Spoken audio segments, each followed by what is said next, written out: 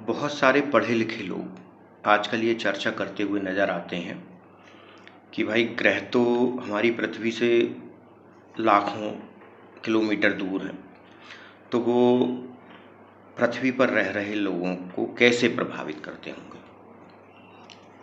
ज्योतिष तो ढकोसला है और कोई ग्रहों का कोई प्रभाव मानव जीवन पर नहीं पड़ता है। ये सब तो अवैज्ञानिक और फालतू की बातें हैं। ऐसी चर्चा करते हुए लोग नज़र आते हैं।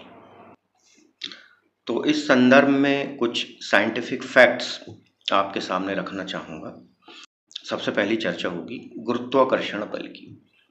हमको मालूम है कि कोई भी ग्रह या किसी भी मासिव ऑब्जेक्ट में अपना खुद का एक गुरुत्वाकर्षण बल होता है और वह उस गुरुत्वाकर्षण बल से अपने आसपास के अन्य ग्रहों और अन्य वस्तुओं को अपनी ओर आकर्षित।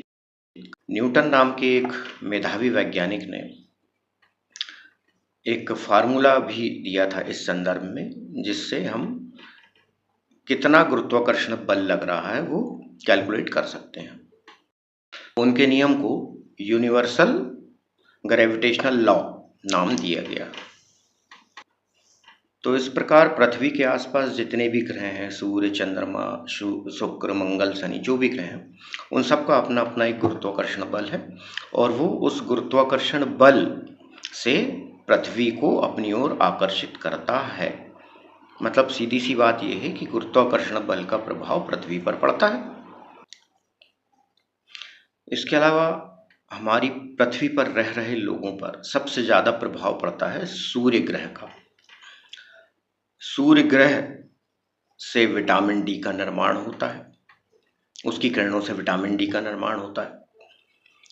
सूर्य से मौसम और जलवायु प्रभावित होते हैं, पृथ्वी का मौसम और पृथ्वी की जलवायु प्रभावित होती है। तो स्वाभाविक रूप से पृथ्वी पर रह रहे मानव भी प्रभावित होते हैं सूर्य से। इसलिए सूर्य को हमारे शास्त्रों में देवता और भगवान की दर्जा भी दिया गया है। इसके बाद सबसे इम्पोर्टेंट चंद्रमा का प्रभाव। चंद्रमा का प्रभाव हमें मालूम है कि पृथ्वी पर और मानव शरीर पर कैसे पड़ता है।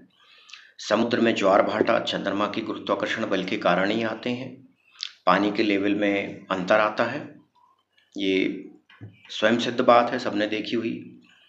मानव के शरीर में 60 से 70% जल होता है और चंद्रमा जो है वो मन का कारक है और जल को बहुत जल्दी प्रभावित करता है, जल तत्व को। तो मानव